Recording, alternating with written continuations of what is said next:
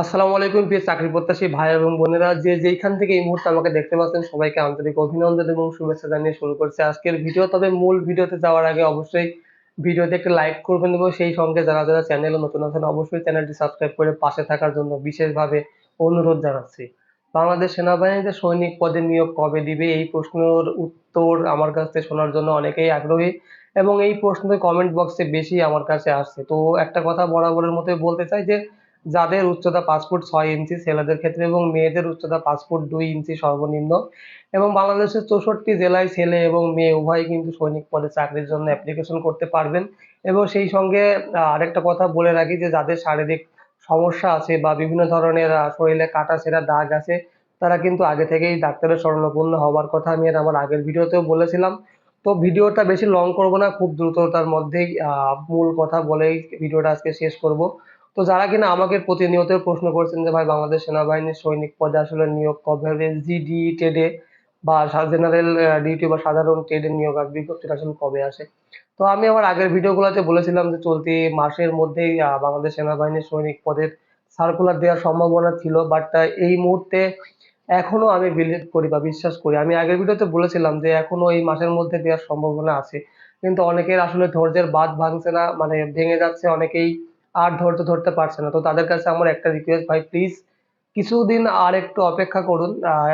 অবশ্যই বাংলাদেশ সেনাবাহিনীর সৈনিক পদে নিয়োগটা হবে এবং এইবার যে নিয়োগটা হবে সেই নিয়োগটা অনেক বড় পরিসরেই হবে ইনশাল্লাহ, আমরা আশা রাখছি। এবং যারা যারা আমার ভিডিও নিয়মিত দেখেন, আমি প্রত্যেক দিন সবাইকে একটা জিনিস ইন্সপায়ার করি যে দেখেন বাংলাদেশ সেনাবাহিনীর নিয়োগ বিজ্ঞপ্তিটা নিয়েই শুধু আপনারা এত কিউরিয়াসিটি দেখাবেন না, আগে আপনারা নিজেদের মনোবলটা ঠিক রাখুন, নিজেদেরকে আসলে সেই স্থানে নিয়ে যাওয়ার চেষ্টা করুন যেখানে গেলে আপনাকে মনে হবে যে না, আমি এখন বাংলাদেশ সেনাবাহিনীর একজন গর্বিত সৈনিক হিসেবে গড়ে তোলার যে যোগ্যতা আমার আছে সেই যোগ্যতাটা আমি অর্জন করতে পেরেছি। বাংলাদেশ সেনাবাহিনীর নামটাই আসলে যথেষ্ট।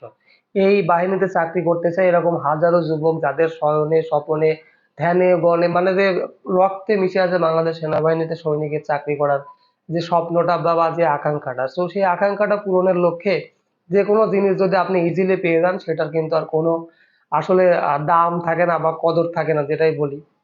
তো প্রত্যেকটা জিনিসে আসলে একটা নির্দিষ্ট সময় আছে। তো এই নিয়োগ বিজ্ঞপ্তিটা নির্দিষ্ট সময়ের মধ্যেই হবে।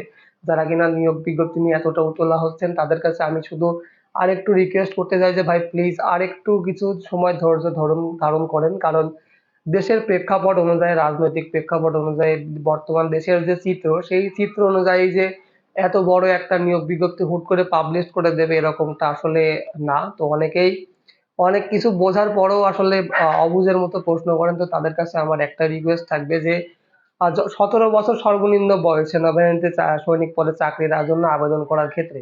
তো আমি মনে করি যে 17 বছর বয়স একটা মানুষের ক্ষেত্রে বোঝার ক্ষেত্রে আসলে অনেক বয়স।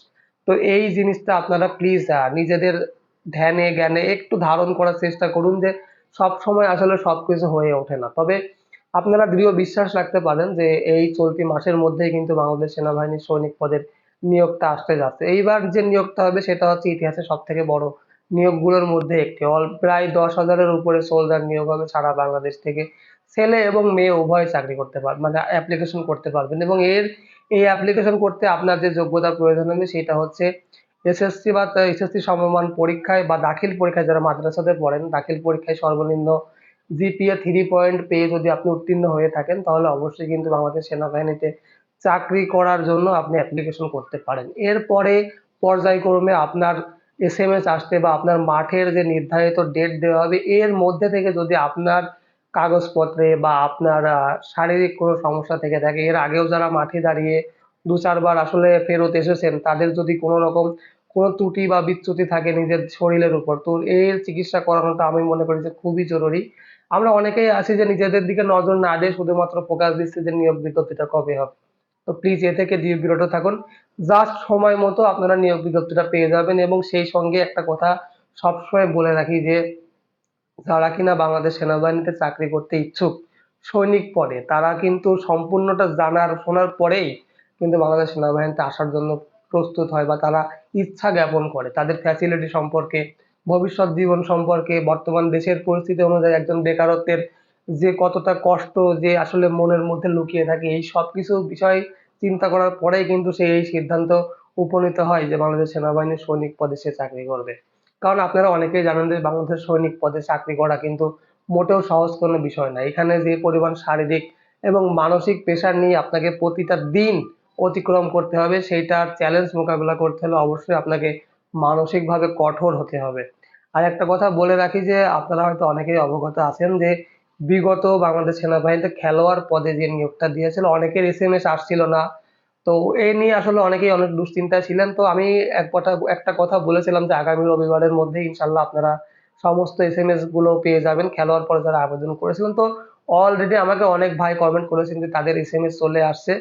তো এই বাংলাদেশ সেনাবাহিনীর খেলোয়াড় পদে যারা চাকরি করতে ইচ্ছুক এবং যারা এর মধ্যে অ্যাপ্লিকেশন করে ফেলেছিলেন তারা খুব তাড়াতাড়ি প্রস্তুত হয়ে যান, কারণ আপনাদের অলরেডি এসএমএস আসা শুরু হয়ে গিয়েছে যে আপনাদের কবে, কোথায়, কিভাবে আসলে মাঠে উপস্থিত থাকতে হবে এবং সেই সাথে আপনার প্রয়োজনীয় কি কি কাগজপত্র নিতে হবে এই বিষয়গুলো অবশ্যই আপনারা অতি গুরুত্ব দিয়ে দেখবেন। এবং একটা সবসময় আমি রিকোয়েস্ট করি যে প্লিজ ভাই মাঠে যাওয়ার আগে অন্তত পক্ষে ১ মাস যদি সময় না পান ১৫ দিন মিনিমাম সকালবেলা ৫ থেকে ৬ কিলোমিটার দৌড়ানোর চেষ্টা করবেন এবং অবশ্য দৌড়িয়ে এসে আপনারা ২০টা করে মিনিমাম ২০টা করে পুশ আপ মারার চেষ্টা করুন এবং সেই সঙ্গে যারা সাঁতার জানেন না প্লিজ সাঁতারটা শিখে রাখুন, কারণ সাঁতার বাংলাদেশ সেনাবাহিনীতে চাকরি করতে গেলে সাঁতার আপনাকে জানতেই হবে। মিনিমাম ৫০ মিটার সাঁতারের অভিজ্ঞতা রাখুন।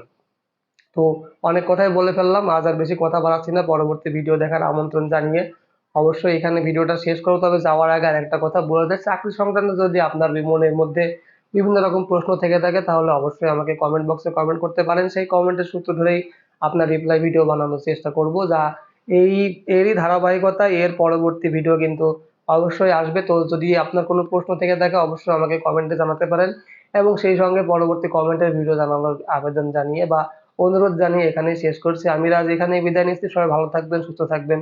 আল্লাহ হাফেজ।